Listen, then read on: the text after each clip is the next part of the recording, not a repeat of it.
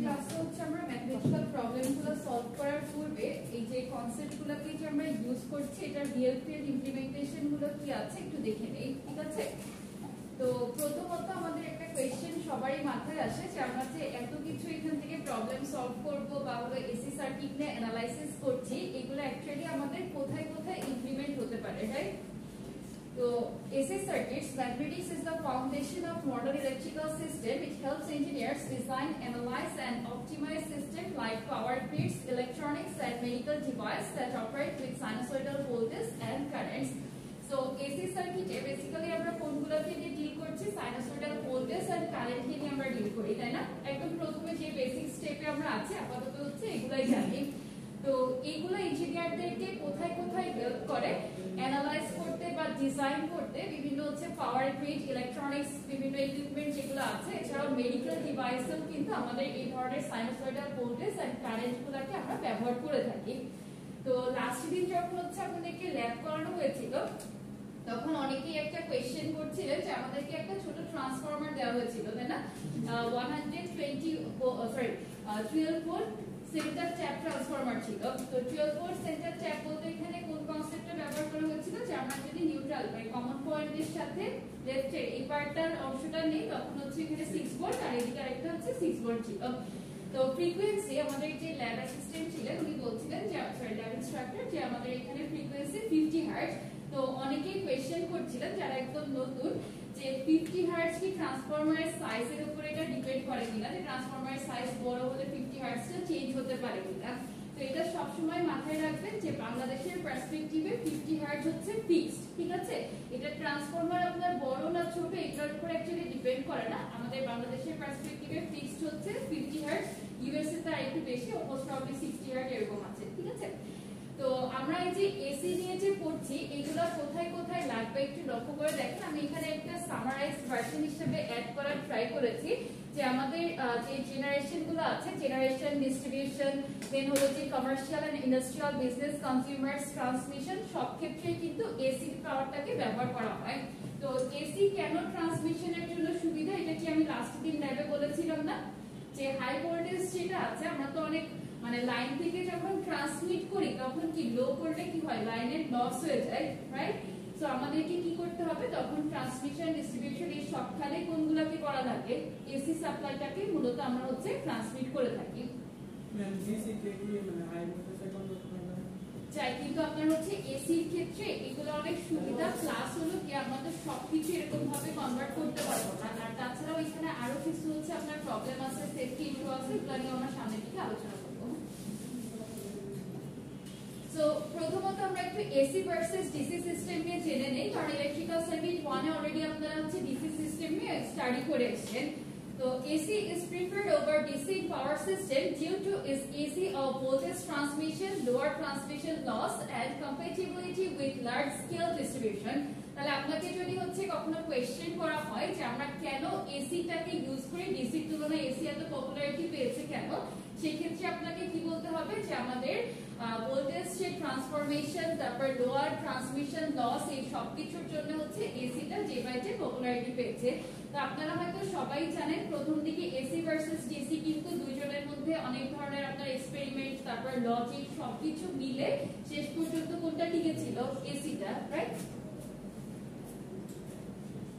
Phasor and impedance already আমরা study করেছি যে phasors represent the sinusoidal signals as rotating vectors, simplifying the analysis of AC circuit. এখানে আমরা কি calculate করে থাকি, এসি তে ইম্পিডেন্স ক্যালকুলেট করি, আর নরমালি ডিসি তে কোনটা ক্যালকুলেশন করা হয়েছিল, রেজিস্ট্যান্স।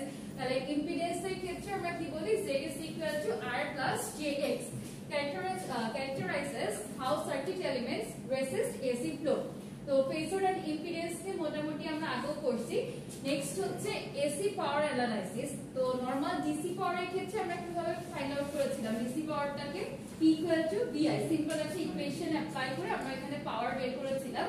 কিন্তু এসির ক্ষেত্রে যেহেতু আমাদের অ্যাঙ্গেলের একটা ইস্যু আছে, এখানে আমাদের তিন ধরনের পাওয়ার দিয়ে মূলত কাজ করতে হবে। একটা হচ্ছে রিয়েল পাওয়ার, একটা হলো রিঅ্যাকটিভ পাওয়ার, আর একটা অ্যাপারেন্ট পাওয়ার। সবাই খাতার মধ্যে এই ডায়াগ্রামটা ড্র করে রাখেন, কারণ ইন ফিউচার যখন হচ্ছে আমরা এই পাওয়ারগুলোকে নিয়ে এলাবোরেটলি আলোচনা করব তখন এই ডায়াগ্রামটাকে আপনার বেস ধরে বাকি ডিসকাশন চলবে।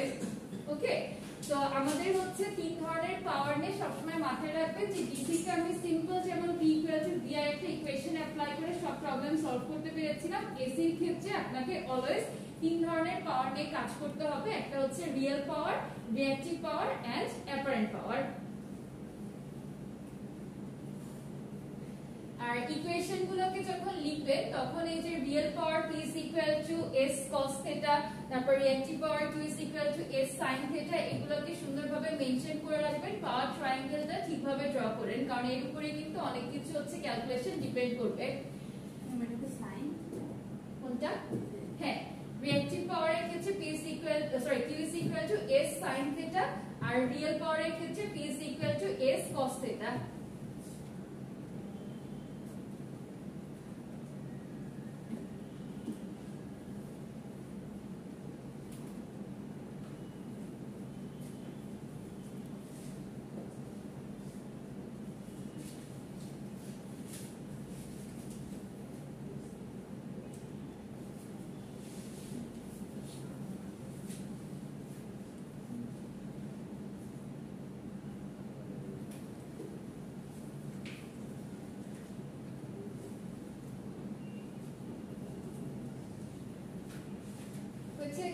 লেখা একটু দ্রুত লিখতে হবে।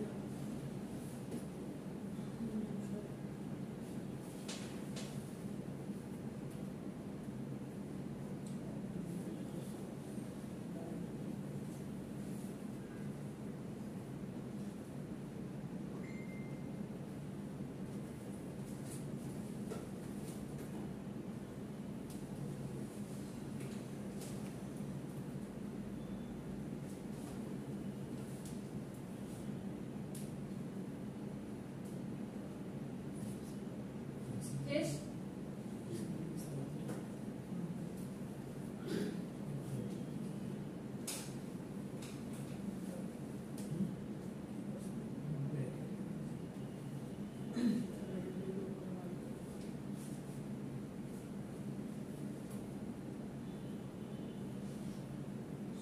আচ্ছা, নেক্সট হচ্ছে রেজোন্যান্স ইন আরএলসি সার্কিট।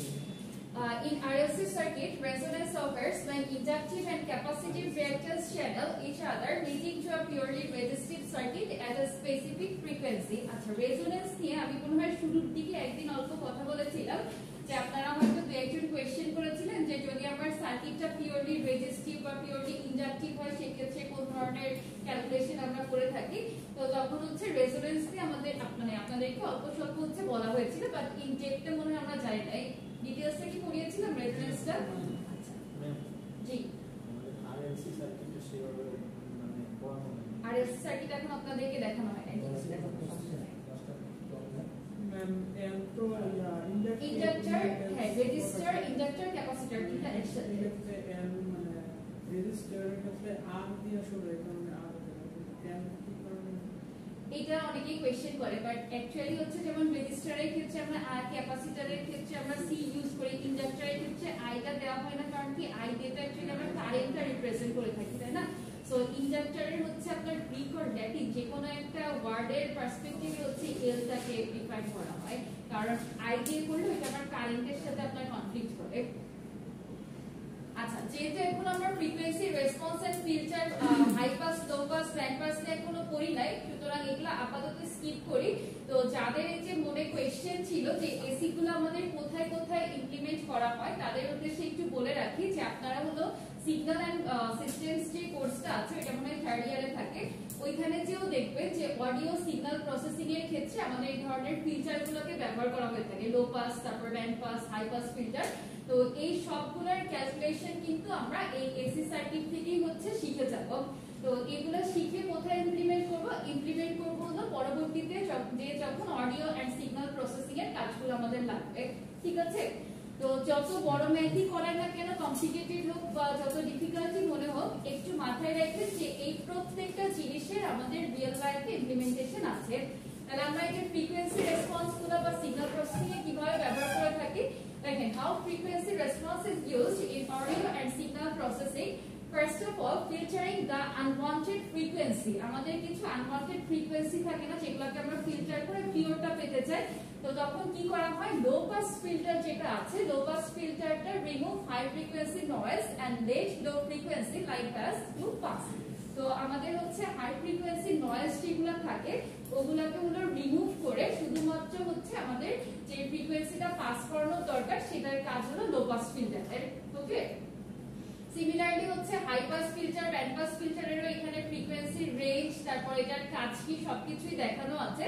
তো শুধু হলো এইগুলো আপনাদেরকে ওভারঅল দেখাচ্ছি কারণ এইগুলো কিন্তু সব এখন আমরা ডিটেইলসে যাই নাই, জাস্ট হচ্ছে বিএলপি যে অ্যাপ্লিকেশন গুলো আছে ওর সাথে একটু পরিচয় করানোটা আজকে মেইন টার্গেট। তাহলে real life applications in renewable energy, AC সার্কিটের যে ব্যবহারটা এটা কিন্তু রিনিউয়েবলেও আমরা করে থাকি।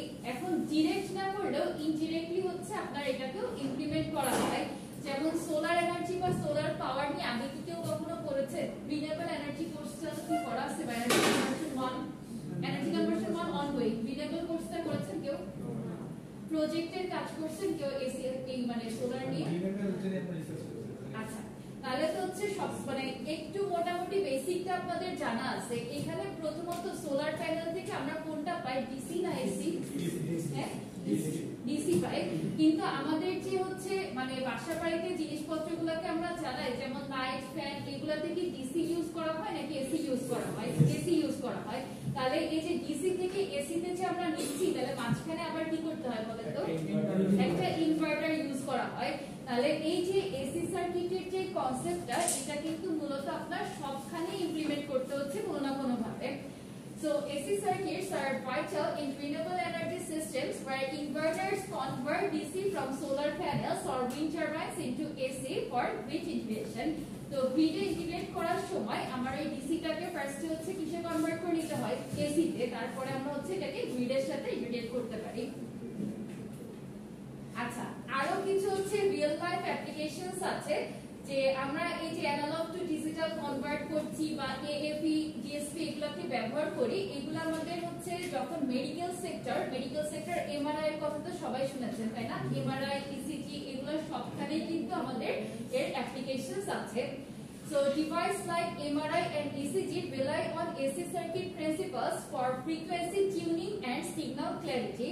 তো আমাদের যখন হচ্ছে এসির এই যে সিগন্যালগুলোকে নিয়ে যে আমরা ডিল করছি, এই ধরনের সিগন্যাল আরো আপডেটেড ভার্সন, অবশ্য এত সিম্পল না, এগুলোকে আমরা কোথায় কোথায় ইউজ করতে পারি, এমআরআই ইসিজি এগুলো সবকিছুতে ব্যবহার করা যায়।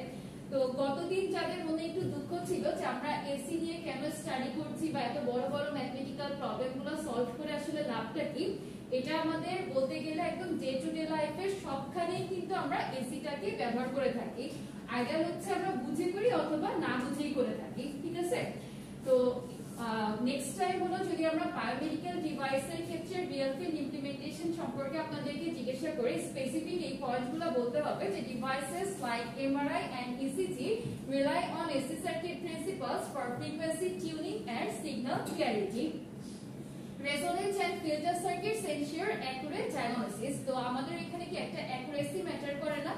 তো অ্যাকুরেট যে রেজাল্টটা আমরা পেতে চাই যদি, তাহলে হচ্ছে আমাদের কি করতে হবে, ফিল্টার সার্কিট যেগুলো আছে বা রেজোনেন্ট সার্কিট যেগুলো আছে ওগুলাকে হচ্ছে এখানে অ্যাপ্লাই করতে হবে।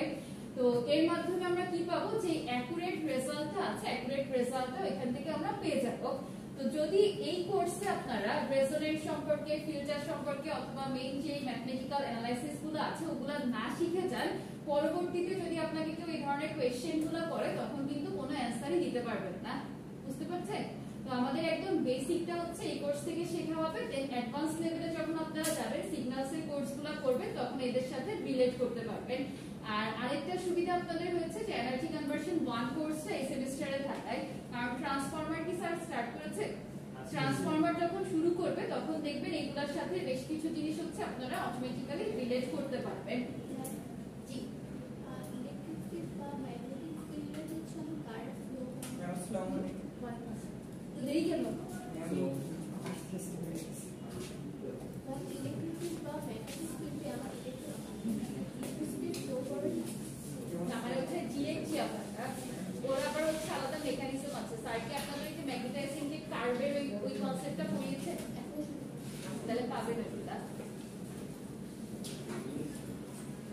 ওকে, নেক্সট হচ্ছে আমরা আলেকজান্ডার সানিকুসারের বইটাকেই কেন হলো রেফারেন্স হিসেবে ইউজ করেছি।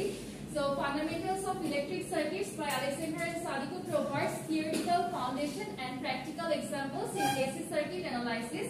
It brings classroom learning with industry tools like MATLAB and CAD. So আমাদের হচ্ছে এই যে ক্লাসরুমে আমরা যেগুলো করছি ম্যাথমেটিক্যাল অ্যানালাইসিস করি বা হলো কি আপনার হচ্ছে থিওরিটিক্যাল কনসেপ্টগুলো করি না কেন, সেগুলো ইন্ডাস্ট্রিয়াল যে অ্যাপ্লিকেশনস গুলো আছে ওর সাথে হচ্ছে খুব ইজিলি রিলেট করতে সাহায্য করবে। ক্লিয়ার? আর কারো ডাউট আছে যে আমরা ম্যাথ কেন করছি বা এখান থেকে এত থিওরি কেন করছি এসব নিয়ে? আপনাদেরকে এই স্লাইডটা আমি প্রোভাইড করেছি, অলরেডি পোর্টালে আপলোড করা আছে। এখন আপনাদের কাজ কি হবে সেটা একটু পরে বলছি। দেখবেন এরকম ধরনের দুইটা স্লাইড আপলোড করা, যেখানে একদম এসির বেসিক থেকে স্টার্ট করে এসির ম্যাথমেটিক্যাল প্রবলেম, থিওরিটিক্যাল কনসেপ্টকে আমরা রিয়েল ফিল্ডে কিভাবে অ্যাপ্লাই করতে পারি সবকিছু হচ্ছে প্যারালালি ডিসকাস করা। তো আপনাদের টাস্ক হচ্ছে এখান থেকে ভালোমতো পড়ে ফার্স্ট একটা প্রেজেন্টেশন রেডি করতে হবে। প্রেজেন্টেশনের নাম তো কেউ নিচ্ছেন না, এমন একটা ভাব ধরে আছেন যে ম্যাডাম মনে ভুলে গেছে। এনিওয়েজ, প্রেজেন্টেশনটা কিসের উপর হবে? হ্যাঁ, এক্স্যাক্টলি। প্রেজেন্টেশনটা হবে হচ্ছে আমরা এই যে সোফার যতটুকু আপনাদেরকে পড়িয়েছি এর সাথে তো রিয়েল লাইফের অনেক কিছুকে রিলেট করা গেল না, তো এরকম ভাবে রিলেট করে যে আমাদের এসি সার্কিটের যে অ্যানালাইসিস গুলো আমরা করছি এগুলো রিয়েল ফিল্ডে কোথায় কোথায় ইমপ্লিমেন্ট করা হয় এর উপর ডিপেন্ড করে লোয়েস্ট হচ্ছে 5 minutes, highest 10 minutes, 5 to 10 minutes ডিউরেশনের একটা প্রেজেন্টেশন উইদিন 1 উইক আপনাদেরকে ফেসবুকে আপলোড করতে হবে গ্রুপে। ঠিক আছে? আজকে কি বার? শনিবার। নেক্সট স্যাটারডের মধ্যে হচ্ছে ফার্স্ট প্রেজেন্টেশন আপলোড করা থাকবে। ওকে? সার্কিট অ্যানালাইসিসের গুরুত্ব সম্পর্কে এসি সার্কিটের ব্যবহার এরকম এসি সার্কিটের ইউজ গুলো, যেমন এই যে প্রিভিয়াস স্লাইডে আমি যেরকম দেখালাম না যে কোন টপিকটা আমরা কোন ফিল্ডে ইমপ্লিমেন্ট করতে পারি, তো এরকম ভাবে হচ্ছে আপনারা যে কোনো একটা চুজ করেন, আইদার হলো বায়োমেডিক্যাল চুজ করেন অথবা সোলার নিলে নেন, কোনো অসুবিধা নাই, নিয়ে ওটার সাথে আমরা কিভাবে রিলেট করতে পারছি এই জিনিসগুলো দিয়ে একটা প্রেজেন্টেশন দিতে হবে। আর তার আগে এসির বেসিকটা একটু কথা বলবেন, ওইটা এই স্লাইডে দেখাবো আমি যে কি কিনে কথা বলবো। আর একটু সময় বেশি দিলে আরো খারাপ হবে, কারণ টুয়েসডে দিলে সবাই পারবে না। Tuesday fine. আচ্ছা, তাহলে প্রথমে আমরা হচ্ছে এসি নিয়ে একটু কথা বলে নিব প্রেজেন্টেশনে। যে alternating current AC circuits mathematics is foundational in electrical engineering enabling the analysis and design of system that power our modern world. So for আমি কি বলছিলাম যে মডার্ন ওয়ার্ল্ডে আমাদের যা যা কিছু আছে সবকিছুই কার উপর ডিপেন্ড করে? এসির উপর ডিপেন্ড করে, তাই না? From household appliances to industrial machinery, understanding AC behavior is crucial for efficiency and innovation. So আমাদের হাউসহোল্ডে যত অ্যাপ্লিয়েন্স আছে ওর থেকে স্টার্ট করে ইন্ডাস্ট্রিয়াল মেশিনারি পর্যন্ত সবগুলোর এফিসিয়েন্সি বলে বা হচ্ছে যত ইনোভেশন আছে সবকিছু কার উপর ডিপেন্ড করে? এসির উপর ডিপেন্ড করে। সো আপনারা হচ্ছে শুরুতে এর importance of AC circuit mathematics নিয়ে একটু আলোচনা করতে পারেন। এখানে হচ্ছে ওভারঅল একটা সামারি দেওয়া আছে যে যত ম্যাথমেটিক্স আমরা সলভ করব এগুলো কেন important. AC circuit mathematics is fundamental to understanding how electrical systems operate in real world conditions. তাহলে আমাদের রিয়েল ওয়ার্ল্ডে যত ইলেকট্রিক্যাল সিস্টেম আছে কিভাবে কাজ করে এটা কার উপর ডিপেন্ড করে? এসি সার্কিটের অ্যানালাইসিসের উপর ডিপেন্ড করে। Alternating current is the form of electricity delivered by utilities and used in virtually all households and industrial applications. The study of AC behavior allows engineers to model sinusoidal voltage and current, assess power consumption and ensure system stability. তো সিস্টেমের যে stability আছে, আমাদের যে power consumption আছে, এই সবকিছু sinusoidal voltage, current সবকিছু কার উপর ডিপেন্ড করে? এসি সার্কিটের উপরে ডিপেন্ড করে। This mathematics forms the basis for all calculations related to the impedance, power factor, frequency response and resonance. So আপনারা এখনো হচ্ছে সবকিছু তো পড়েন নাই, কারণ রেজোনেন্স, ফ্রিকোয়েন্সি রেসপন্স আমরা এখনো যাই নাই। তো আমরা যতটুকু পর্যন্ত পড়েছি ওর সাথে আপনি যেভাবে রিলেট করতে পারেন ওরকম ভাবে হচ্ছে স্লাইড প্রিপেয়ার করতে হবে। আর আমার স্লাইডে আমি আপনাদের জাস্ট হলো কিভাবে জিনিসগুলো প্রেজেন্ট করবেন ওটা বোঝানোর জন্য ইন ডিটেইলসে অনেক কিছু লিখেছি। আপনারা যখন স্লাইড প্রিপেয়ার করবেন তখন লেখা থাকবে কম্পারেটিভলি কম, ডায়াগ্রাম থাকতে হবে বেশি। ক্লিয়ার সবাই? কারণ আমি যদি মনে করেন 2-3টা বুলেট পয়েন্ট দিয়ে ছবি দিয়ে দিতাম আপনাদের জন্য জিনিসগুলো গ্র্যাব করা ডিফিকাল্ট হয়ে যেত, কিন্তু আপনি যখন প্রেজেন্ট করবেন তখন তো আমি আপনার মধ্যে এগুলো জানি, তাই না? সো ওইখানে 2-3টা পয়েন্ট দিবেন, একটা ডায়াগ্রাম দিবেন, দিয়ে এক্সপ্লেইন করবেন। ক্লিয়ার? কি কঠিন মনে হচ্ছে? সবাই এখন অসহায়ের মতো তাকে আছেন কেন? না না, কঠিন মনে হচ্ছে না, একটু পড়ালেখা করতে হবে। আপনারা হচ্ছে এখনো ওই মানে সেমিস্টারটা শুরু হয়ে গেছে, ওই ভাইবটা দিতে পারছেন না, একটু দেওয়া দরকার।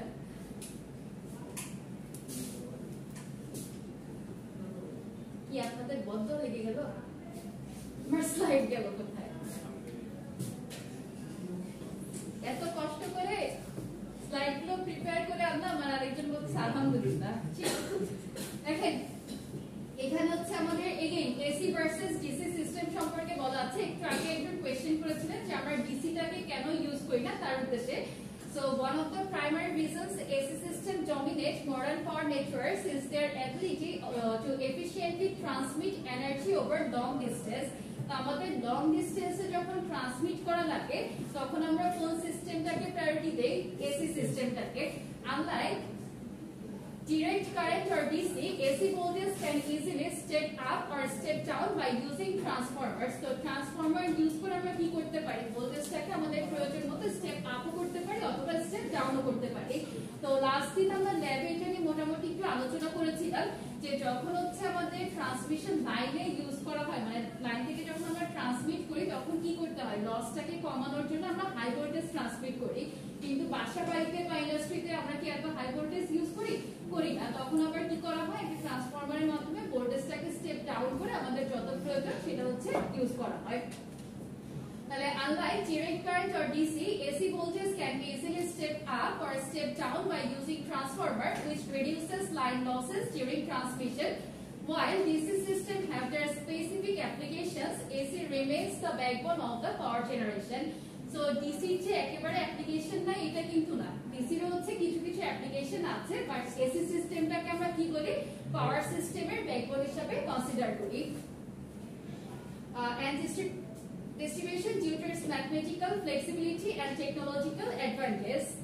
Next হচ্ছে mathematical foundations of AC circuit. এখানে এতক্ষণ অনেক কিছু বলে ফেলছি, এটা আমি না বোঝাই। যত মানে আমরা কথাবার্তাগুলো বললাম, ওয়েভ ফর্মের ক্যালকুলেশন বলেন, ফ্রিকোয়েন্সি, ফেজ, তারপর ফেজের কমপ্লেক্সিটি, সবকিছুই আমরা হলো এর মাধ্যমে সলভ করতে পারি। আর এখানে কিন্তু আমরা এট এ টাইম ইম্পিডেন্স কে নিয়ে, রেজিস্ট্যান্স, রিঅ্যাকট্যান্স সবকিছুকে নিয়ে ডিল করি। ডিসিতে আমরা কি করতাম? আগে শুধুমাত্র রেজিস্ট্যান্স কে নিয়ে ডিল করতাম। নেক্সট হচ্ছে phasor analysis and impedance modelling, এটা প্রিভিয়াস স্লাইডেও ছিল। আর AC power real, reactive and apparent, previous স্লাইডে হচ্ছে অনলি ডায়াগ্রামটা অ্যাড করা ছিল, এখানে একটু ডিটেইলসে দেওয়া আছে। তো AC power system requires a distinction between real power, reactive power and apparent power. আচ্ছা, এই জায়গাটুকু একটু সবাই ফোকাস করেন, কারণ আপনাদের হচ্ছে রিয়েল, রিঅ্যাক্টিভ, অ্যাপারেন্ট দিয়ে যদি কেউ কাজ করতে চান তখন হলো কি কোনটা অ্যাকচুয়াল পাওয়ার, কোনটা হচ্ছে আপনার মানে ম্যাগনেটিক বা ইলেকট্রিক ফিল্ডের মাধ্যমে ক্রিয়েট হচ্ছে, অ্যাপারেন্ট পাওয়ারটা কোনটাকে বলে যে দুইটার ভেক্টর সাম, এই কনসেপ্টটা কিন্তু এই স্লাইডে দেওয়া আছে। তো একটু বুঝে পড়ে তারপরে হচ্ছে কি যদি কেউ এখানে কাজ করে ডিটেইলসে যায়, কারণ এই টপিকটা কম্পারেটিভলি মানে ডিফিকাল্ট না, বাট একটু ট্রিকি আছে, ঠিকভাবে না বুঝলে প্রেজেন্টেশনে উল্টাপাল্টা বলে ফেলবেন। So AC system requires a distinction between real, reactive and apparent power. Real power does the actual work. So এখানে আমাদের actual work যতটুকু হয় ওটাকে আমরা বলি হচ্ছে real power. Reactive power supports magnetic and electric fields, and apparent power is the vector sum of both. আর সবসময় একটা জিনিস মাথায় রাখবেন যে আমাদের পাওয়ার ফ্যাক্টর যেটা অ্যাজ এন ইঞ্জিনিয়ার আমাদের সবারই হচ্ছে পাওয়ার ফ্যাক্টরের এইম থাকে মেইনটেইন করা ক্লোজ টু 1 এর যত কাছাকাছি পাওয়ার ফ্যাক্টর পাবো আমরা তত ডিভাইসটাকে এফিশিয়েন্ট বলতে পারবো। ঠিক আছে, অলওয়েজ 1 মানে আপনার পাওয়া যায় না, বাট আমরা ট্রাই করি হচ্ছে 1 এর কাছাকাছি পাওয়ার জন্য for optimal efficiency. Then power factor correction. আচ্ছা, পাওয়ার ফ্যাক্টর কারেকশন এফিসিয়েন্সি এই টার্মটা আপাতত আমরা স্কিপ করি, কারণ এখানে হচ্ছে আপনার প্রিভিয়াস ক্যালকুলেশন না করে আসে পাওয়ার ফ্যাক্টর কারেকশনটা বুঝবেন না। নেক্সট হচ্ছে resonance in RLC circuit, frequency response and filter design, যেটা প্রিভিয়াস সার্কিটে বলেছিলাম। আর এটা কোথায় কোথায় ইমপ্লিমেন্ট করা হয়? This are implements in signal conditioning for audio, RF and biomedical electronics. So যদি কেউ ফ্রিকোয়েন্সি রেসপন্স এন্ড ফিল্টার নিয়ে কি radio frequency, audio, radio frequency and biomedical electronics. আচ্ছা, যেটা বলছিলাম যদি কেউ হচ্ছে এই টার্মগুলোকে নিয়ে কাজ করেন, যে বায়োমেডিক্যালটা ম্যাক্সিমাম চুজ করে, বায়োমেডিক্যালের ওইদিকে যদি আপনি যেতে চান সেক্ষেত্রে এগুলোকে নিয়ে আগে একটু স্টাডি করে নিতে হবে, low pass, band pass, high pass, এই তিনটা ফিল্টারকে নিয়ে করে তারপরে হচ্ছে আপনি এখান থেকে কনসেপ্টটা ইউজ করতে পারবেন। আচ্ছা, three phase system and balance load একবারে কি বলবো না এটা থাকবে না? নেক্সট হচ্ছে আপনাদের মনে সান্তনার জন্য বয় আলেকজান্ডার এন্ড সালিকুন, তারপরে চ্যাপ্টার 9 এর অ্যানালাইসিস থেকে কি কি শিখতে পারবেন, চ্যাপ্টার 10 থেকে কি কি শিখতে পারবেন, অ্যাপ্লিকেশনস ইন পাওয়ার ইঞ্জিনিয়ারিং সবকিছু দেওয়া আছে। তো যারা হলো লাস্ট ক্লাসে মন খারাপ করতেছিলেন যে ম্যাডাম এত কিছু কেন পড়াচ্ছে, হোপফুলি আজকে জিনিসগুলো রিলেট করতে পারবেন। আর যাদের কাছে মনে হচ্ছে এত না জানাই ভালো ছিল তাদের উদ্দেশ্যে বলি এগুলো একদিন না একদিন জানতে হবে। হ্যাঁ, এগুলোর হচ্ছে প্রত্যেকটা ডিফারেন্ট ডিফারেন্ট কোর্স আছে, আপনারাই করবেন। আন্ডারগ্রেড লেভেলে পাওয়ার ইঞ্জিনিয়ারিং এর কোর্স আছে, রিনিউয়েবল এনার্জি আছে, তারপর হচ্ছে সিগন্যাল এন্ড সিস্টেমের কোর্স আছে, সবকিছু কিন্তু ডিফারেন্ট ডিফারেন্ট কোর্সের আন্ডারে ইন ডেপথে পড়ানো হবে। এখান থেকে ওরা জাস্ট একটা আইডিয়া নিয়ে যাবে, ঠিক আছে?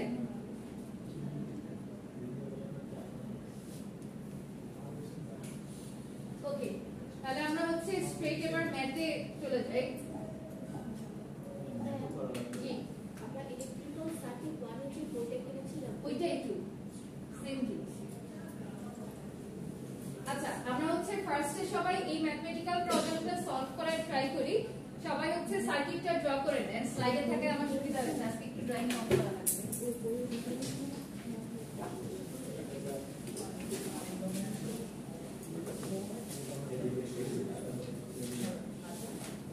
গ্রুপে একটা ভিডিও শেয়ার করতে পেজেরই কমপ্লিট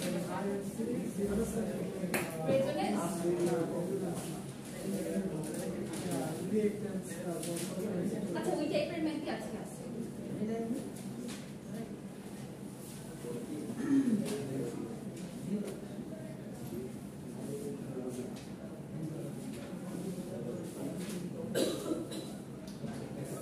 সবাই একটু দ্রুত এই সার্কিটটা ড্র করেন খাতায়।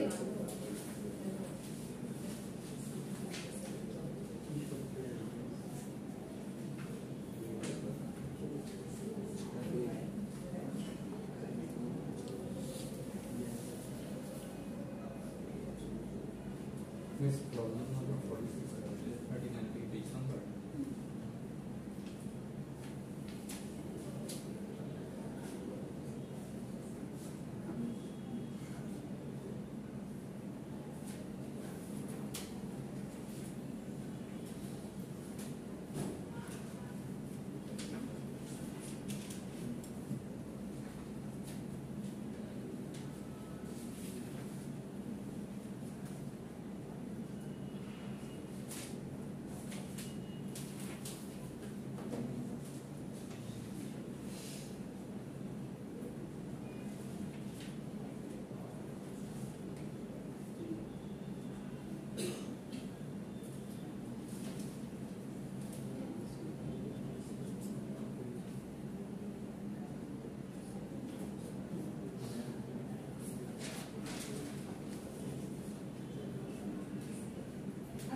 এটা হচ্ছে আমার যে বইটা আছে ওই বইয়ের প্র্যাকটিস প্রবলেম, এক্সাম্পল না কিন্তু প্র্যাকটিস প্রবলেম 9.46 এর। ওকে, অনেকের মনে হয় 9.39 এর এই অঙ্কটা থাকতে পারে, এডিশনের উপর ডিপেন্ড করে একটু চেঞ্জ হতে পারে, বাট আমারটাতে হচ্ছে চ্যাপ্টার 9 এর প্রবলেম 9.46। হ্যাঁ, আলেকজান্ডার সালিক স্যারের বই। সবার লেখা আছে? আচ্ছা, এখন বলেন তো আমরা ক্যাপাসিটর যেটা থাকে ক্যাপাসিটরকে কনভার্ট করব কিভাবে, মানে ট্রান্সফরমেশন প্রসিডিউরটা কি ছিল? 1/j⍵c। আর যখন হচ্ছে আপনার ইন্ডাক্টর থাকে ইন্ডাক্টরের ক্ষেত্রে j⍵L এর মাধ্যমে হচ্ছে আমরা ট্রান্সফার করে দেই। তাহলে সবাই ফার্স্টে এই পোরশনটুকুর ক্যালকুলেশনটা কমপ্লিট করেন তো। 0.1 ফ্যারাডে যেটা আছে এটাকে আমরা 1/j⍵c, 0.2 টাকে j⍵L এরকম ভাবে কনভার্ট করব। আর কারেন্টের ইকুয়েশন যেটা আমাদের টাইম ডোমেনে দেওয়া আছে 5 cos 10t + 40 ডিগ্রি, এটাকে আমরা কনভার্ট করে ফেজরে নিয়ে যাব। তাহলে কত আসবে? 5 অ্যাঙ্গেল অফ 40 ডিগ্রি। সো এই পার্টটা সবাই আগে শেষ করেন, দ্রুত ক্যালকুলেটর বের করতে হবে। ক্যালকুলেটর নিয়ে এসেছেন সবাই? না না না, পরের স্লাইডে কেন যাবো, এখান থেকে করেন। কি সুন্দর পরের স্লাইডটা। সবগুলোকে ফার্স্টে কনভার্ট করে নেন। আমাদের হচ্ছে 0.1 মাইক্রোফ্যারাডের যে ক্যাপাসিটরটা আছে 1/j⍵c আর হলো কি ইন্ডাক্টরটাকে j⍵l ইকুয়েশন অ্যাপ্লাই করতে হবে। কারেন্টের সমীকরণটা দেওয়া আছে কিসে টাইম ডোমেনে, এটাকে কনভার্ট করা লাগবে কোথায় ফেজরে, ফেজর ডোমেনে আগে কনভার্ট করেন।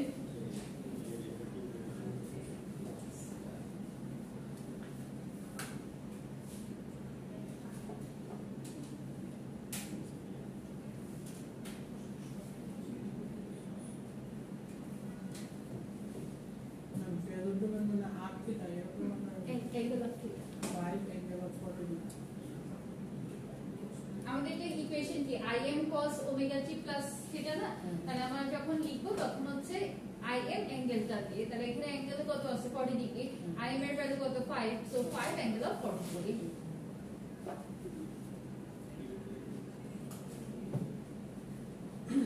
ক্যালকুলেটর আছে কয়জনের একটু হাত তুলেন দেখি, নাই কয়জনের? একজন দুজন। নেক্সট ক্লাস থেকে সবাই ক্যালকুলেটর সাথে করে নিয়ে আসবেন, নাহলে কিন্তু আমাদের আন্ডারগ্রেডে যে কাজ করতে ম্যাডাম ওই কাজ করব। বই না থাকলে ম্যাডাম হচ্ছে নরমালি বই আনতে বলতেন, বই না থাকলে একদম ক্লাসের পেছনে দাঁড়িয়ে রাখতেন। ফার্স্ট ইয়ারে যখন ফার্স্ট সেমিস্টারে আমরা ছিলাম আমাদের সাথে এমনও অনেকে থাকতো, আমি না অনেকে থাকতো যারা হচ্ছে ক্লাসের পেছনে দাঁড়ায় দাঁড়ায় ক্লাস করতো, কারণ বই আনে নাই ক্যালকুলেটর আনে নাই এইসব প্রবলেমের জন্য।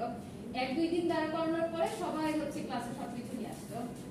আর সামনে দাঁড়া করাইতো না এই কারণে যে সামনে দাঁড়ায় থাকলে আমাদের লিখতে অসুবিধা হতো, যারা বসে থাকতো ওই জন্য একদম পেছনে বসে নিত। বুঝতে পেরেছেন? আর একদম পেছনে দাঁড়ানো মানে কিন্তু আরো ডিফিকাল্ট, না আছে সামনে টেবিল না কিছু, খাতা হচ্ছে হাতের উপর নিয়ে নিয়ে লিখতে হবে। আর এমন না যে আপনি পেছনে দাঁড়ালে ক্লাসে না লিখলে বেঁচে যাবেন, লেকচার তুলছেন কিনা ম্যাডাম এটা ফলো আপে রাখবেন। তো এত স্ট্রিক্ট হইতে বাধ্য করেন না, নেক্সট দিন থেকে ক্যালকুলেটরটা সবাই ক্যারি করবেন। ম্যাডাম কি ফ্রিকোয়েন্সি 50 হার্টজ করব নাকি ওমেগা টি দিয়ে আমাদের ইকুয়েশনটার সাথে ধরে না ওমেগা সমান টুয়াইস পাই ওমেগা হচ্ছে কেন এক্স্যাক্টলি। তার আগে একটা জিনিস খেয়াল করেন, আমার এখানে টার্গেট কিন্তু আই নটটা বের করা, সো আমার মেইন টার্গেট যেটা ওই অনুযায়ী আমরা আগাবো, ঠিক আছে? তো প্রথমত আমাদেরকে সার্কিটটাকে সিম্পলিফাই করতে হবে। এখানে এই ইন্ডাক্টরের সাথে রেজিস্টারটা কিভাবে কানেক্টেড বলেন তো? প্যারালালি, কারণ হচ্ছে দেখে সিরিজ বলে না, অ্যাকচুয়ালি সিরিজ না, কারণ এটার কমন পয়েন্ট এখানে আর টোটালটার কমন পয়েন্ট হচ্ছে এর সাথে কানেক্টেড আছে, সুতরাং এই দুইটা এলিমেন্ট আমাদের প্যারালালি কানেক্টেড।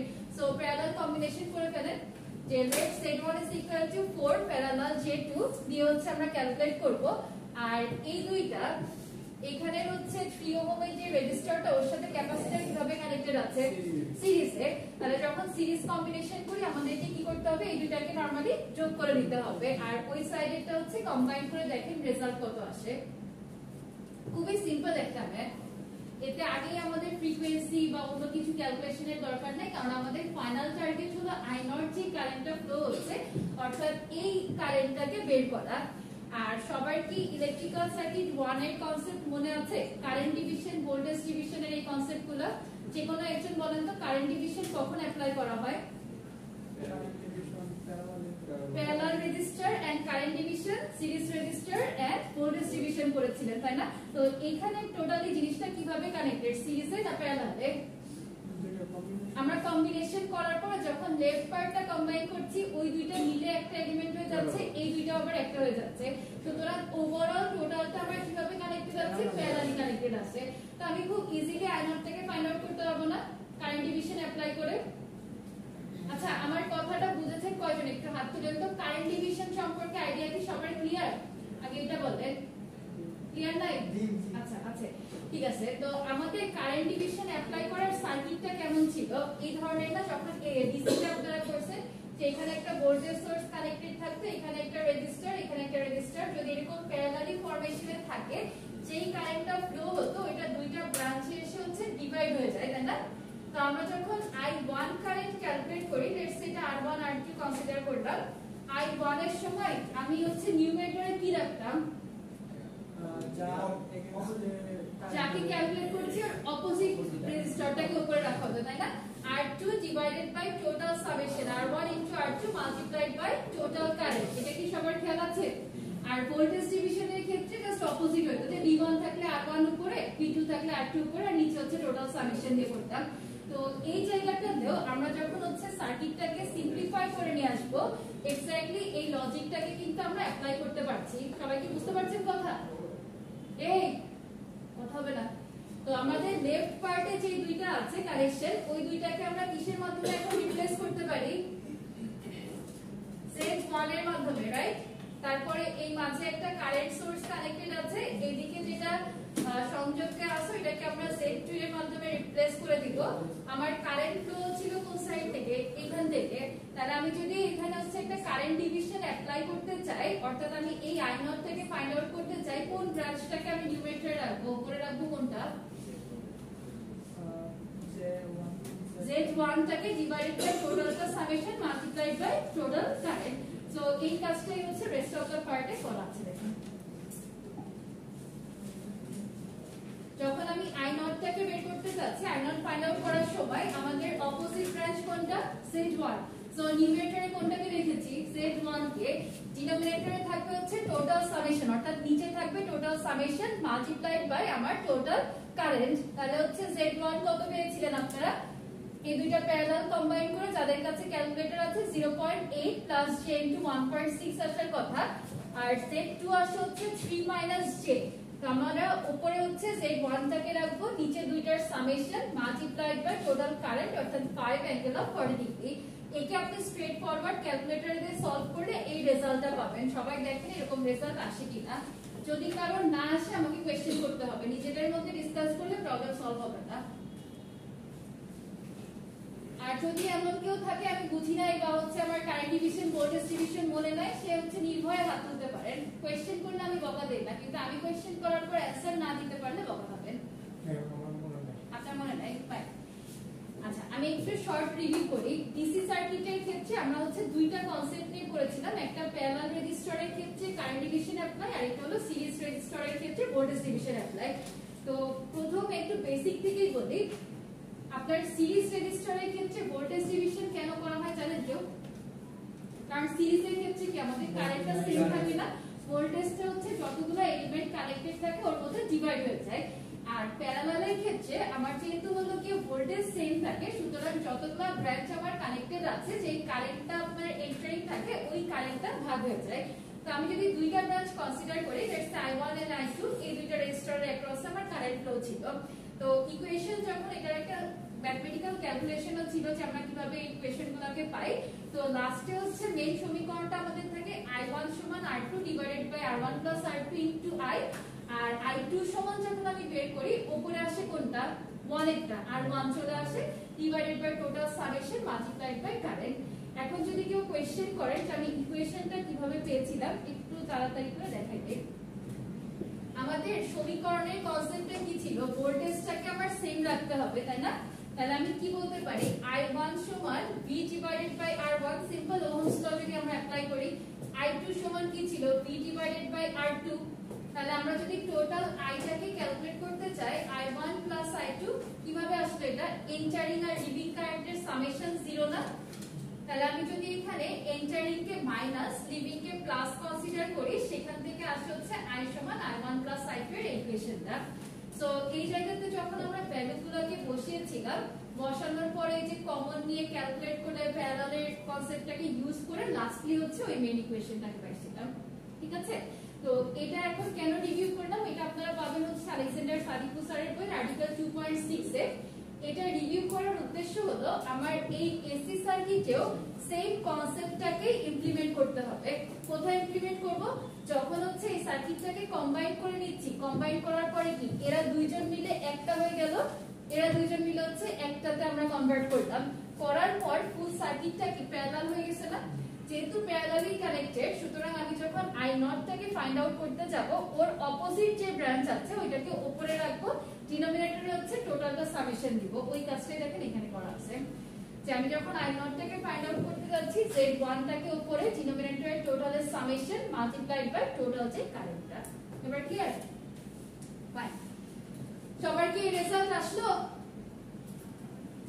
কয়জনের এসেছে হাত তুলেন? আচ্ছা বেশি ফাস্ট হয়ে যাচ্ছে, ঠিক আছে আস্তে ধীরেই করেন, সমস্যা নেই। ক্যালকুলেশন করার পরে রেজাল্টটা বলে।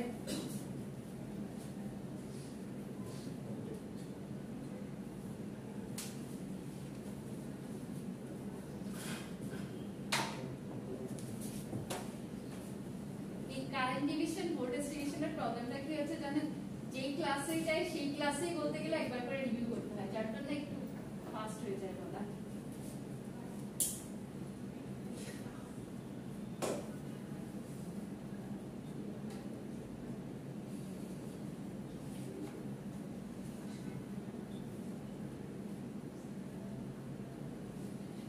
আচ্ছা, যদি কারোর মানে কনফিউশন থাকে জাস্ট একটু ক্লিয়ার করে দিচ্ছি, এই যে রেজাল্টটা আছে ওইটাকে কিন্তু ক্যালকুলেটরে আপনার ওই যে লাস্ট দিন শিখিয়েছিলাম না, শিফট বাটন প্রেস করে যে 3 মানে কমপ্লেক্সে যে 3 দিলে আর এনভেলপ থেকে আসে ওরকম ভাবে ডিরেক্ট করতে পারবেন। ওকে, তো এটাই মূলত এভাবে লেখা হয়েছে, এইটাই আবার এরকম ভাবে রিপ্রেজেন্ট করা আছে। যদি কেউ ক্যালকুলেটরে কাজটা না পারেন আমার কাছে নিয়ে আসতে পারেন। ম্যাডাম অলওয়েজ আমার যে কোনো ম্যাথ দিয়ে অলওয়েজ ম্যাথ এরর দেখাচ্ছে যে কোনো অলওয়েজ কিন্তু আপনার 991 ইয়েস ক্লাস ওইটা না এমএক্স আমরা এখানে লিখো দেয়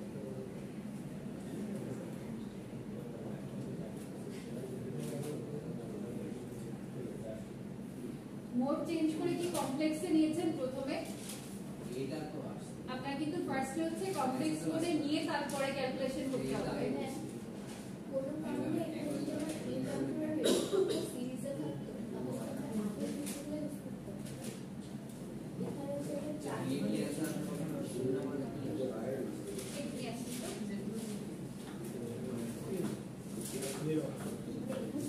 যেহেতু যে বের করছে এটা কোন সূত্র দিয়ে না না না, এগুলো তো আমরা শুধুমাত্র একটা যেটা না যে সূত্র আছে না, এদেরকে আমরা যে কাজটা করছি এর সাথে কম্বাইন করছি, যাতে আমরা যেরকম সিরিজ প্যারালাল কম্বিনেশন করতাম না এক্স্যাক্টলি ওই কাজটা করছি। এরা কি দুই ইউনিট আছে না, একটা হচ্ছে আপনার রেজিস্ট্যান্স ওটা আছে, একটা হচ্ছে ইন্ডাক্টরে হেনরিটা আছে। তো আমরা বেসিক্যালি যে কাজটা করলাম এইটাকে হচ্ছে আপনার কনভার্ট করে সেম ইউনিটে আনার জন্য। এখানে আমরা ওই যে প্রথমে শিখেছিলাম না যে সবগুলোকে আমরা হচ্ছে যখন ইম্পিডেন্স, এগুলো কিন্তু ক্যালকুলেশন হচ্ছে আপনার রিঅ্যাক্ট্যান্স ইম্পিডেন্স এই সবের, আর x এর সমান 1/j ওমেগা c, x এর সমান হচ্ছে 1/j ওমেগা c, x এর সমান j ওমেগা l, এগুলো হলো আপনার সেম ইউনিটে নেওয়ার জন্য আমরা এভাবে কনভার্ট করি। আচ্ছা, এই যে পণ্ডিতরা একটা ভালো কোশ্চেন করেছে রিপা, সেটা হচ্ছে কি যে আমরা যে প্রিভিয়াস z এর ইকুয়েশন দেখেছিলাম না যে z is equal to root over r square plus omega whole square, এই ধরনের ইকুয়েশনগুলো দেখেছিলাম। এখানে কিন্তু আমরা ওই সব কোনো কিছুতে যাই নাই। আমরা মেইন যে কাজটা করেছি সেটা হচ্ছে আমার ইন্ডাক্টরের ইউনিট কিসে ছিল, হেনরিতে ছিল, ক্যাপাসিটরটা কিসে ছিল, কিসে ছিল, ফ্যারাডেতে ছিল, আর রেজিস্টরের ইউনিট ছিল কিসে, ওহমে। তো আমরা কি একটা ওহম, একটা হেনরি, একটা মানে হচ্ছে আপনার ফ্যারাডে এরকম ভাবে অ্যাড বা কিছু করতে পারবো? পারবো না। আমাদেরকে কি করতে হবে, সব সেম ইউনিটে কনভার্ট করে নিতে হবে। সো ক্যাপাসিটর কনভার্ট করার প্রসেসটা কি 1/j ওমেগা c, ইন্ডাক্টরকে কনভার্ট করার প্রসেস কি শিখিয়েছিলাম j ওমেগা l দিয়ে, ঠিক আছে? তো এইগুলো করলে কি হয়, আমাদের সবার ইউনিট কিসে চলে আসছে এখন, ওহমে। তো আমরা যখন সিরিজ করি, প্যারালাল করি, যে কোন ধরনের কম্বিনেশন করি না কেন সবগুলোকে সিমিলার ইউনিটে রেখে দেন হচ্ছে কম্বাইন করতে হবে। ক্লিয়ার? এখনো কিন্তু রেজোনেন্স বা ওই ধরনের আপনার ইম্পিডেন্স ক্যালকুলেশন ওসবে এখনো যাই নাই, আমরা একদম বেসিকে আছি।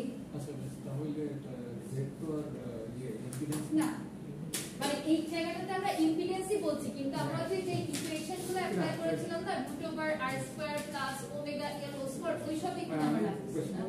সবগুলো একটু ওমসে কনভার্ট করি তো সেটা তো রেজিস্ট্যান্স হয়ে যাচ্ছে। হ্যাঁ, তাহলে এখানে জেড না ইউজ করে আর ইউজ করলাম না। না আমাদের হচ্ছে আর তো পিওর রেজিস্ট্যান্স যখন থাকে তখন আমরা বলি, তাই না? এখানে তো আমরা পিওর রেজিস্ট্যান্স নাই, রেজিস্ট্যান্সের সাথে আবার হলো আপনার ইন্ডাকট্যান্স বা ক্যাপাসিট্যান্স এক্স্যাক্টলি।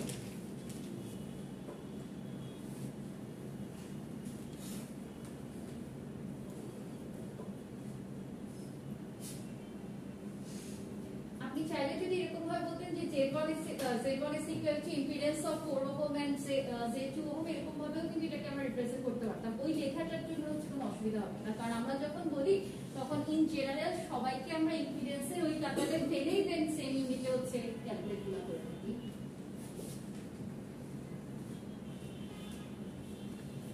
শেষ হয়েছে?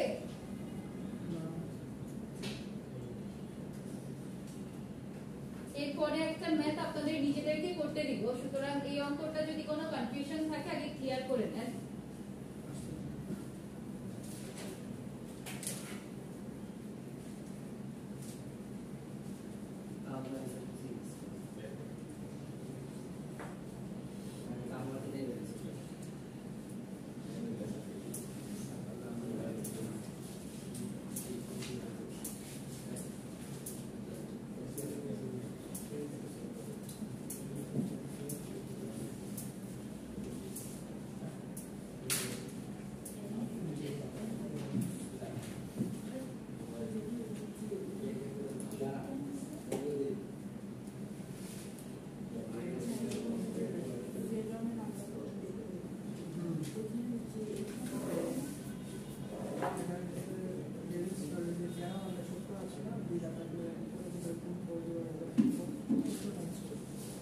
এই যে 1/rp is equal to আমাদের কি ছিল 1/r1 plus 1/r2 না? তো একে আমরা যখন সিম্পলিফাই করতাম 1/rp সমান ডিনোমিনেটরে r1 into r2 উপরে থাকতো r1 plus r2। ফাইনালি যখন আমরা rp রেজাল্ট লিখতাম কি হতো উপরে রিভার্সে r1 r2 divided by r1 plus r2। তো এই ইকুয়েশনটাকে আমরা ডাইরেক্ট অ্যাপ্লাই করতাম না, ওই কাজটাই হচ্ছে এখানেও করা হয়েছে। যখন আপনি 4 প্যারালাল J2 করছেন তাহলে 4 multiplied by J2 divided by 4 plus J2।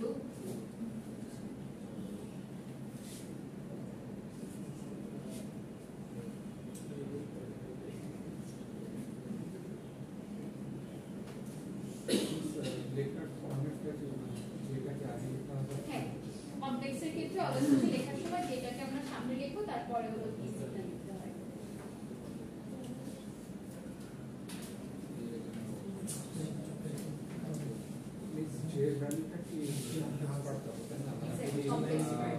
I দিয়ে হ্যাঁ ওই যে আগে আমরা যেটা লিখতাম না যে I square is equal to -1 or I is equal to root over -1, ওই কমপ্লেক্স যেটাকে I দ্বারা রিপ্রেজেন্ট করা হতো ওইটাকে এখানে হচ্ছে J দ্বারা রিপ্রেজেন্ট করা হচ্ছে। আচ্ছা, এই জায়গাতে আপনাদের ইকুয়েশন নিয়ে কারো কোনো ডাউট নাই যে ওই জায়গা হচ্ছে -j divided by omega c না লিখে আমি 1/j ওমেগা c কিভাবে লিখলাম?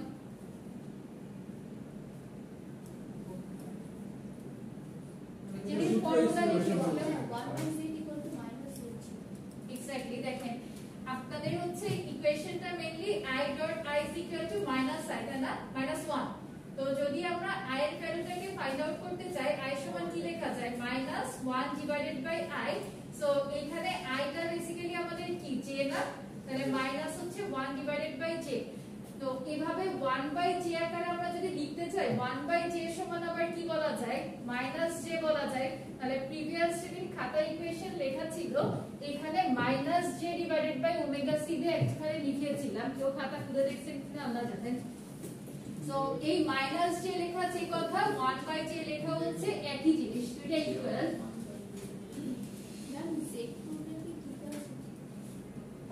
সেট 2 হ্যাঁ এই যে আমরা যখন ক্যালকুলেট করছি 2 হেনরির সাথে 3 টা না,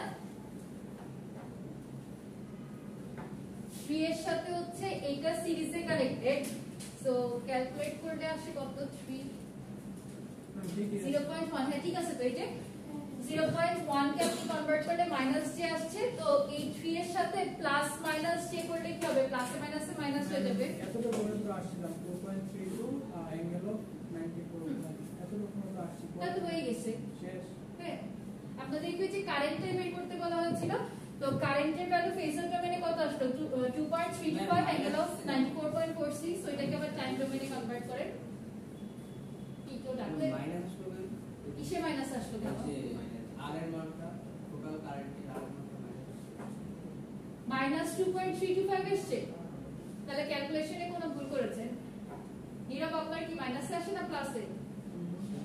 2.325 প্লাসে আসে না? আরটিটাতে নিয়ে যায় না, কমপ্লেক্স নাম্বারে আছে এই যে আরটিটাতে ও আপনি r থিটা যে পার্টে কনভার্ট করতে হয় ওটা করছেন কমপ্লেক্সে আসার পরে, তো কনভার্ট করেন r থিটা ফরম্যাটে নেন।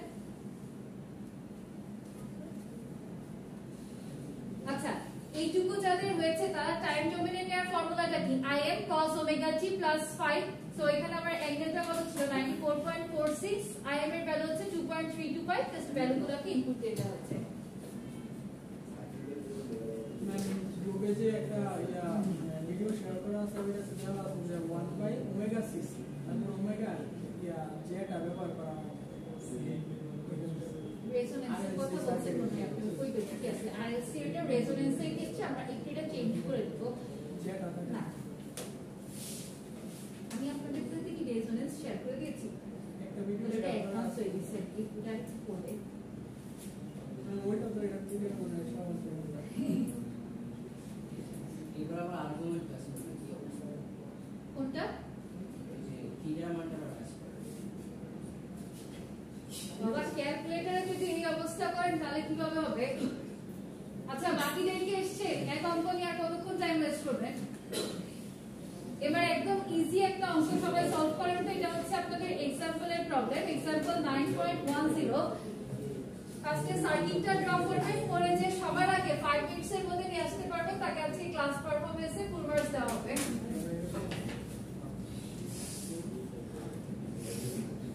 সবাই সার্কিটটা ফার্স্টে ড্র করে নেন আমাদেরকে এখান থেকে ফাইন্ড আউট করতে হবে হচ্ছে ইনপুট ইম্পিডেন্সের ভ্যালুটা you need to calculate the input impedance at omega is equal to assume that the circuit operates at omega is equal 50 radian per second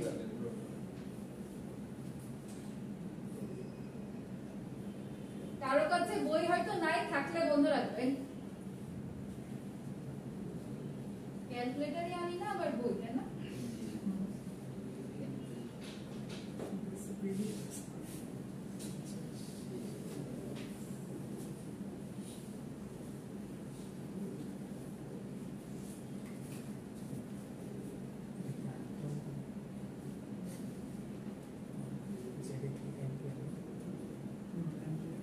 আচ্ছা আরেকটা ভালো কথা পরীক্ষার সময় যখন সার্কিটগুলো ড্র করবেন ইন্ডাক্টর আর রেজিস্টরের মধ্যে ডিফারেন্স যাতে বোঝা যায় ঠিক আছে আপনারা তারাগুলোর মধ্যে এখানে যে ধরনের সিম্বল ইউজ করেন এখানে অনেকটা ওই টাইপ দিয়ে ফেলেন এই কাজগুলো করা যাবে না সো এই সার্কিটটা সবাই ড্র করেন আপনাদেরকে ক্যালকুলেট করতে হবে হচ্ছে ইনপুট ইম্পিডেন্স ওমেগার ভ্যালু দেওয়া আছে হলো 50 radian per second first calculate করেন সবাই আর এটাতে আমি শুরুতে কোনো হেল্প করব না আপনাদের টাইম হচ্ছে 5 মিনিটস 5 মিনিটস এর মধ্যে যে সবার আগে করতে পারবেন খাতা নিয়ে সামনে চলে আসবেন 10 MC দেওয়া 10 মিলি অ্যাম্পিয়ার এটা তো ক্যাপাসিটি মিলি ফ্যারাডে সরি কারেন্টের 10 মিলি ফ্যারাডে এখানে হচ্ছে আপনার 3 ওহম 0.2 হেনরি 8 ওহম 2 মিলি ফ্যারাডে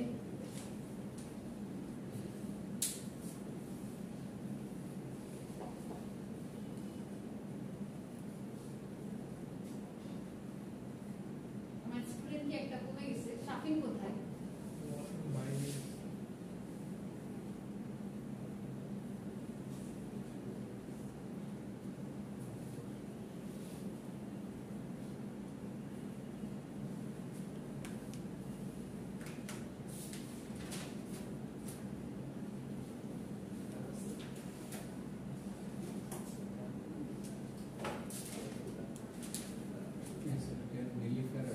হ্যাঁ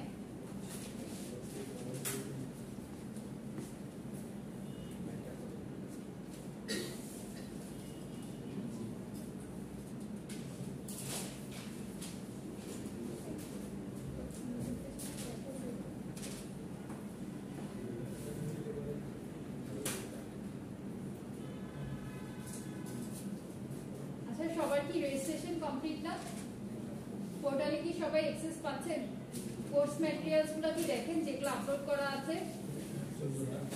আজকের গুলো কিন্তু সবকিছু আমি অলরেডি কালকে রাতেই পোর্টালে আপডেট করে দিয়েছি সুতরাং আজকে বাসায় যে ওগুলো একটু নামায় যেগুলো যা ক্লাসে বললাম যেহেতু একটু ফাস্ট যেতে হয়েছে কারণ এগুলো আপনাদেরকে জাস্ট বোঝানোর জন্য দেখানো ছিল তো ওইগুলো ডাউনলোড করে নিয়ে প্রেজেন্টেশনের জন্য প্রিপারেশনটা স্টার্ট করেন কারণ মঙ্গলবারের পরে কিন্তু আর একদিনও টাইম এক্সটেন্ড করা হবে না না এখানে টোটাল যে ইম্পিডেন্স আছে ওটাই তো হ্যাঁ টোটাল ইনপুট ইম্পিডেন্স যে ইনপুট এটা ভ্যালুটা কত হয় এটা আপনাকে বলতে হবে এগুলা আবার যোগ করে তো এক্স্যাক্টলি মানে সিরিজ প্যারালাল কম্বাইন করার পরে যে আউটপুটটা আসবে তার আগে হলো সবগুলোকে আপনার ইম্পিডেন্সে কনভার্ট করে নিতে হবে 2 মাইক্রোফ্যারাডে সরি মিলিফ্যারাডে যেটা আছে তারপরে হেনরিতে যেগুলো আছে সব কনভার্ট করতে হবে আর কি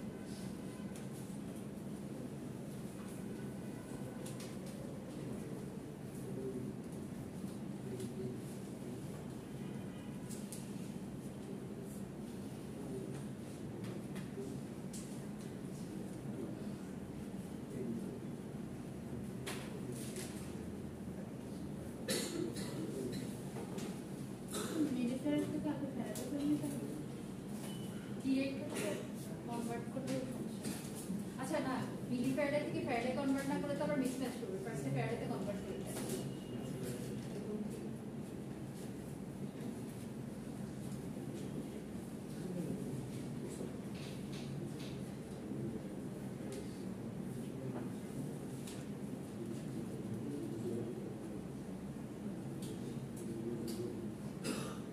কি এত খুশি কেন শেষ ক্যালকুলেশন লাস্টে আবার পিছনে তাকাই শেষ তাড়াতাড়ি করে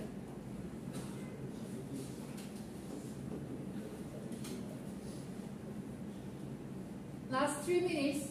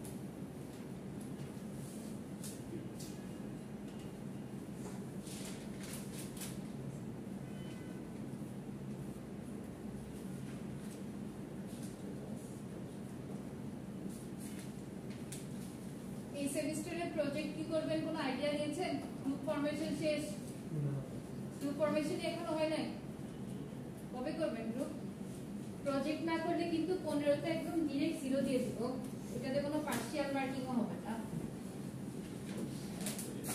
এখনো যদি গ্রুপ না করে থাকেন আমি হচ্ছে আপনার মিড টার্মের ঈদের পরপরই একটা ডেট দিব ওইখানে আপনাকে প্রেজেন্টেশন দিতে হবে ফুল কমপ্লিট প্রজেক্টের উপর যেহেতু এখনো গ্রুপ ফরমেশনই করেন নাই যত দ্রুত সম্ভব আইদার গ্রুপ ফর্ম করে কাজ করা স্টার্ট করেন অথবা হচ্ছে 15 তে 0 পর্যন্ত রেডি থাকেন ফাইনালের আগেই নিয়ে দিব কারণ ফাইনালে আপনাদের হিউজ প্রেসার থাকে তখন সব কোর্সের প্রেজেন্টেশন আপনারা আপলোড করবেন ক্লাস টেস্ট হয় কলেজে হচ্ছে ওভাবে ঠিকমতো কাজ করেন না কেউই আচ্ছা আমি একটা অ্যাপ্রক্সিমেট ডেট বলে রাখি ঈদের 2 উইকস পর মানে ঈদের খোলার পর বন্ধের পরে হচ্ছে 2 সপ্তাহ আপনাদের মিড টার্ম এক্সাম চলবে ঠিক আছে এরপরে আমি খুব বেশি গেলে 2 সপ্তাহ আপনাদেরকে সময় দিব, এরপরে হলো প্রেজেন্টেশনটা আমি নিয়ে নিব প্রজেক্টের উপর। হ্যাঁ না, ঈদের 1 সপ্তাহ আগে, মানে 1 সপ্তাহ হচ্ছে ঈদের আগে হবে, 2 সপ্তাহ ঈদের পরে হবে। ঈদটা আরো বেশি দেরি নাই।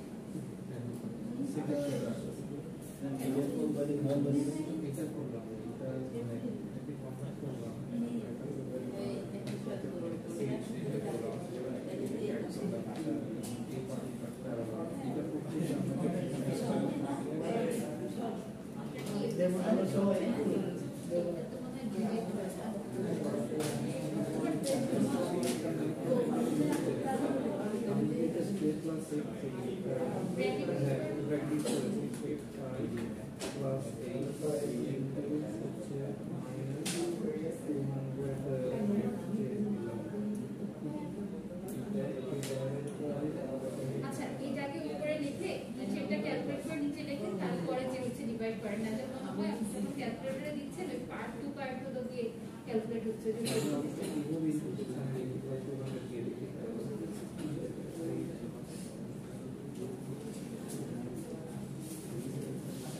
টাইম শেষ, কারণ শেষ হয় না ক্যালকুলেশন, তাহলে আর কেউ মার্কস পেলেন না। দেখেন ম্যাম হয়েছে শেষ 6.9 অ্যাঙ্গেল -9.6 যে দিয়ে রেজাল্ট কত এসেছিল?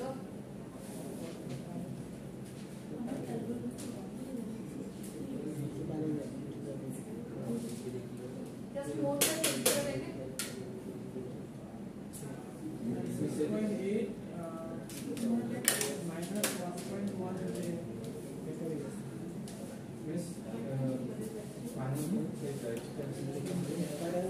ফাইনাল রেজাল্ট হচ্ছে 3.2 মাইনাস j 11.07। কারো কি এসেছে ভাইয়ের কাছেও? আচ্ছা, না আসলে সবাই একটু খেয়াল করেন। প্রথমত আমাদেরকে যে কাজটা করতে হবে, এই মিলি ফ্যারাডে কি আমরা রাখতে পারবো? ফ্যারাডেতে কনভার্ট করতে হবে। ফ্যারাডেতে কনভার্ট করতে গেলে কত দিয়ে মাল্টিপ্লাই করা লাগে? 10 to the power -3 দিয়ে। So Z1 is equal to 1 over j omega c। Madam 3 না 6? কোনটা? 3 না 3 ওটা যদি মাইক্রো মিলির কথা জিজ্ঞেস মিলি ফ্যারাডেতে হচ্ছে 10 to the power -3, মাইক্রো থাকলে -6। ম্যাডাম মিলি মাইক্রো তো এইভাবে লিখে না, তখন -6। আপনারা কি মাইক্রো ধরে করেছেন? সাবাস। যে ইন্টার সেকেন্ড ইয়ারের পরে ওইটা না, এসএসসি আরেকবার দিয়ে আসেন। আচ্ছা, Z1 is equal to, by the way, auto parcel batch কি কেউ আছে এখানে?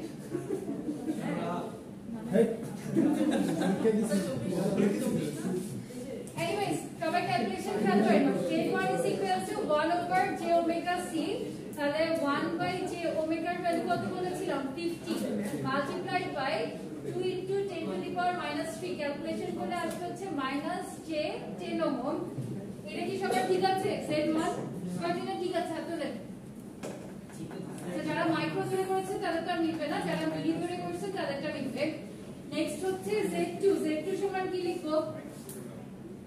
Z2 সমান এই দুটো কিভাবে কানেক্টেড আছে? 3 ওহম আর 10 মিলি ফ্যারাডে সিরিজে কানেক্টেড।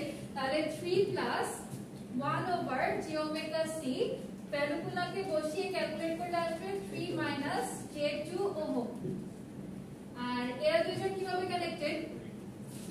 সিরিজে। তাহলে h plus j omega l find out করলে লাস্টে আসবে হচ্ছে h প্লাস j10 ওহম। এই তিনটা ভ্যালু এট লিস্ট ঠিক আছে এমন কয়জন আছেন? একটু হাত তুলেন। 3 minus j2 যেটাকে আগে লিখতে হয়, আর z3 is equal to 8 plus j10। কেন? 10j এর আগে minus 8 plus j omega l না, তাহলে j এর ভ্যালু ওমেগা বসাবেন হচ্ছে 30, l এর মান 0.2 মাইনাস কিভাবে আসলো? এতটুকু সবার ঠিক আছে? ওমেগা 50 ছিল না? হ্যাঁ 50, sorry 50 j omega l, j into 50 into 0.2। এই তিনটা ভ্যালু কারো ঠিক এসেছে? আছে না? সো এরপর আমরা কি করব? সার্কিটটাকে ডিসি সার্কিটে যেরকম ভাবে আপনারা সিম্পলিফাই করতেন না, পরে আবার রিড্র করা লাগতো। এর আগে মাইনাস আছে। কোনটা এটা Z1 এই যে minus 1 by j is equal to minus j না এই যে এর আগে মাইনাস আসবে হ্যাঁ। কেন কোন লজিকে বলেন আচ্ছা আমি ঠান্ডা মাথায় বলি আরেকবার শুনেন আমার যখন ইন্ডাক্টর থাকছে ওইটাকে আমরা রিপ্লেস করছি কি দিয়ে j ওমেগা n এর মাধ্যমে ক্যাপাসিটর থাকলে 1 over j omega c so এই জায়গাতে যখন ক্যালকুলেশন করব h প্লাস j ইনটু ওমেগার ভ্যালু 50 মাল্টিপ্লাইড বাই 0.2 তাহলে মাইনাস কিভাবে আসবে কনফিউশন আছে কারো এইটুকু বোঝেন নাই কয়জন একটু হাত তুলে দেখি মোজাম্মেল বোঝেন নাই আচ্ছা খেয়াল করেন আমাদের 8 ওহম আর 0.2 হেনরি কিভাবে কানেক্টেড সিরিজ এটা শুধু ওনাকে অ্যানসার দিতে দেন 3 ওহম আর 10 মিলিফ্যারাডে যেটা আছে এই দুটো কিভাবে কানেক্টেড সিরিজে তো আমরা কি শুরুতে এই মিলিফ্যারাডে গুলো মিলিফ্যারাডেতেই রাখবো নাকি ফ্যারাডেতে কনভার্ট করে দেব ফ্যারাডেতে আমরা কনভার্ট করব সো কনভার্ট করতে গেলে আমাকে কত দিয়ে মাল্টিপ্লাই করতে হবে 10 to the power minus 3 f fine so এই যে 10 মিলিফ্যারাডে যেটা আছে ওইটাকে যদি আমরা কনভার্ট করতে চাই 1 ওভার j ওমেগা c করে নিতে হবে না তাহলে এর সাথে 3 যেহেতু নিজেরাই বলছেন সিরিজে কানেক্টেড সিরিজ মিন্স কি আমি জাস্ট যোগ করে দেব তাহলে 3 plus 1 by j omega c করলাম আর এরাও দুইজন কিভাবে কানেক্টেড আছে প্যারালালি তো এই যে 0.2 হেনরি এটাকে কনভার্ট করার সময় আমাকে কোন ফর্মুলা অ্যাপ্লাই করতে হবে j ওমেগা n এরটা তো যেহেতু সিরিজে কানেক্টেড তাহলে 8 প্লাস j ওমেগা n ওমেগার ভ্যালু কোশ্চেনে গিভেন ছিল কত 50 তাহলে যার যার ভ্যালু বসিয়ে ক্যালকুলেশন করছি এবার বুঝতে পেরেছেন আচ্ছা বুঝে থাকলে নেক্সট স্টেপে আমরা যে কাজটা করব এদের দুইজনকে রিপ্লেস করে দিব কিসের মাধ্যমে বলেন তো Z2 Z1 আর 2 প্যারালাল এরা হচ্ছে রিপ্লেস করা যাবে হচ্ছে Z2 এর মাধ্যমে আর এই সাইডেরটাকে আমি রিপ্লেস করতে পারবো কিসের মাধ্যমে Z3 দিয়ে তাহলে Z2 আর Z3 আবার কিভাবে কানেক্টেড Z2 Z3 প্যারালাল ওর সাথে Z1 টা সিরিজে সো লাস্টলি কি আমরা এভাবে লিখতে পারি final equation Z1 Z2 parallel Z3 লেখা যায় তো এটাই কি আমার ফাইনাল ইকুয়েশন না ইনপুট ইম্পিডেন্সের ভ্যালু ফাইন্ড আউটের ইজি একটা ছিল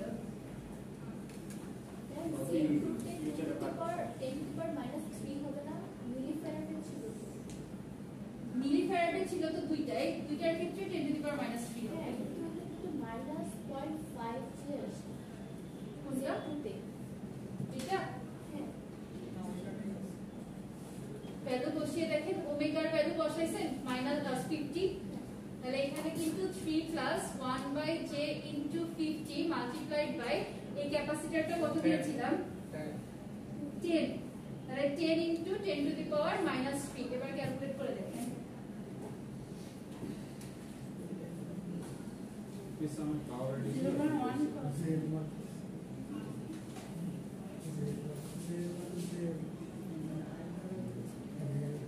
আপনারা ক্যালকুলেটরে 1 over 50 into 10 to the power 10 into 10 to the power minus 3 এই অংশটাই গুণ করেন আমার মনে হয় এই 10টা আপনারা গুণ করছেন না আর তাও না হলে ক্যালকুলেটর নিয়ে আমার কাছে আসেন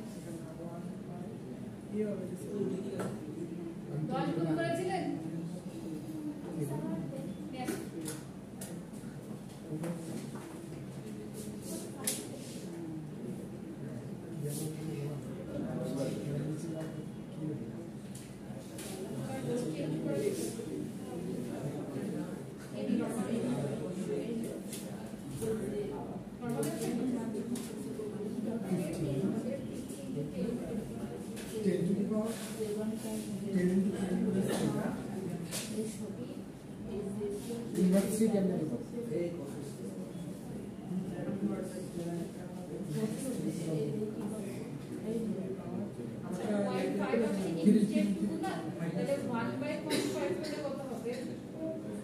আচ্ছা যারা হচ্ছে 0.5 করছেন তাদের কিন্তু ডিনোমিনেটরে 0.5 আসছে 1 ডিভাইডেড বাই 0.5 করলে কি হয় 2 হয় না তাহলে ওইটা কি করবে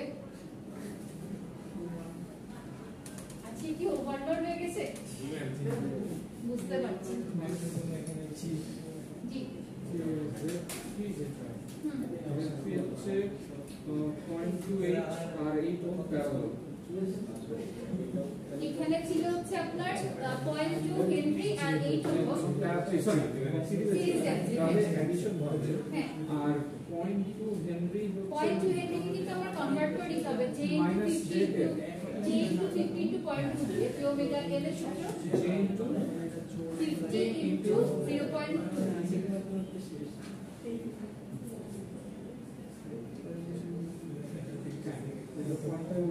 খালি j আছে 8 plus j 8 plus j 10 আসে, কারণ দেখেন j into 50 into হচ্ছে 50 into 0.2 করেন, 50 into 0.2 করলে কত আসে 10, তাহলে 10 এর সাথে j যোগ করলে কি হবে 10j। আচ্ছা, আপনারা যে নরমাল ক্যালকুলেশন গুণ সেইগুলোকে এরকম হজপালা করছেন কেন? ওভারলোডেড আমি ওকে, এমনিতে কনসেপ্টটা কি ক্লিয়ার সবার কাছে? ঠিক আছে, আমি এই পর্যন্ত স্টপ করছি। অ্যাসাইনমেন্ট লিখেন। অ্যাসাইনমেন্টটা শনিবারের জন্য। আচ্ছা, যেহেতু অনেকেই হচ্ছে দেখছি সিরিজ প্যারালাল রেজিস্টারের মানে আপনার কারেন্ট ডিভিশন ভোল্টেজ ডিভিশনটা ভুলে গেছে, ওটা জাস্ট রিভিউ করার জন্য আর্টিকেল নাম্বার 2.5 2.6 ডিটেইলস হচ্ছে আপনার থিওরি কিছু লিখতে হবে না, জাস্ট ম্যাথমেটিক্যাল ক্যালকুলেশনটা সুন্দর করে লিখে রাখবেন। 2.5 2.6 এটা হচ্ছে ডিসি সার্কিটে আপনারা আগেও করেছিলেন। Series resistor and voltage division আমার বইয়ের হচ্ছে পেজ 43 আর 45। Parallel resistor and current division, by the way এখানে কিন্তু আপনাদেরকে ক্যালকুলেশন এলাবোরেটলি প্রত্যেক স্টেপ শো করতে হবে, ঠিক আছে? শুধু কারেন্ট ডিভিশনের লাস্ট ইকুয়েশন এই আসছে, প্যারালাল ডিভিশনের লাস্ট ইকুয়েশন এভাবে না, প্রত্যেকটা স্টেপ শো করে কিভাবে এসছে ডিটেইলস ক্যালকুলেশনটা সবাই নোট করে নিয়ে আসবেন, মানে অ্যাসাইনমেন্ট করে রাখবেন। ক্লিয়ার? আচ্ছা, এটা গেল জাস্ট রিভিউ পারপাসে। আর মেইন অ্যাসাইনমেন্ট থাকতে হলো এই চ্যাপ্টারে কিছু ম্যাথমেটিক্যাল প্রবলেম। আমি নাম্বারগুলো বলে দিচ্ছি আপনাদের। কি এক্সাম্পল 9.4 আমি আগে কখনো করতে দিয়েছিলাম? 9.9 না, বললেন 1 2 3 and 5 9.4 ইজি একদম। 9.5 লিখেন। Example 9.5 chapter 9। এরপরে হচ্ছে এক্সাম্পল 9.9 বলতেছি 9.4 বলে কোন চ্যাপ্টার 9.9। নেক্সট হলো আজকে যে অঙ্কটা হলো যোগ বিয়োগ আপনারা পাচ্ছিলেন না 9.10। আর আরেকটা জিনিস বলে রাখি, ধরেন 50 into 0.2 এই সংখ্যাটা যখন আমরা গুণ করব তখন কিন্তু j কে ধরে আমার ফার্স্টে নিয়ে আসার কোনো দরকার নাই। ওকে, ফার্স্টে আমরা ডিজিটটাকে গুণ করব, করে ওর সাথে j টাকে গুণ করে বসিয়ে দেব, ইজি হবে ক্যালকুলেশন। 9.10 নেক্সট হলো 9.11। 9.11 প্র্যাকটিস প্রবলেম 9.10। না, ওটা চেয়েছিলাম এক্সাম্পল, এক্সাম্পলের পরেই প্র্যাকটিস প্রবলেম আছে। মিস প্র্যাকটিস প্রবলেম নাম্বারটা 9.10 আর লাস্ট ওয়ান প্র্যাকটিস প্রবলেম 9.11। আগে দিয়েছিলাম এক্সাম্পল 9.11, এখন দিলাম প্র্যাকটিস প্রবলেম 9.11। কয়টা হয়েছে? জিরো ম্যাম এসাইনমেন্ট জোরে বলবো না, একটা ধরে 6টা রাস্তা লাগে একটা মাইনাস আগেরটা নিয়ে একটা। আচ্ছা, এই সব কিছু মিলে কবে জমা দিবেন? শনিবার দিন। আর প্রেজেন্টেশন কবের মধ্যে দিতে হবে? মঙ্গলবারের মধ্যে। এটা যে কোনো একজন খুব সুন্দর করে একটা টেক্সট লিখে আপনাদের যে গ্রুপটা আছে না, গ্রুপে দিয়ে রাখেন, তো দিয়ে এক্স্যাক্টলি পিন করে রাখবেন যাতে এই ডেট কোনোভাবে মিস না হয়, আর মিস গেলে নাম্বার কমাই দেব। প্রেজেন্টেশনে আজকে ক্লাসের শুরুতে যেগুলো বলেছিলাম